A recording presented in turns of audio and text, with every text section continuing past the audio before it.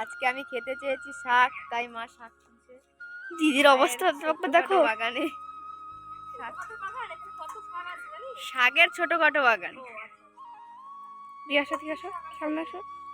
না না, আমি যাবো না, এগুলো কি শাক জেঠি? কারণ আমার এখন শাক পাতা এসব খাওয়া খুব প্রয়োজন। আর বৃষ্টি পড়ছে দেখো।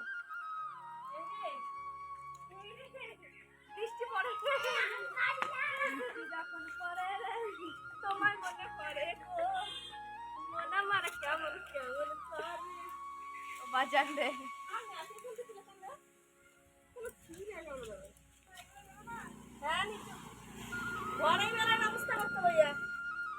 আমার দিদি দেখো কি করছে।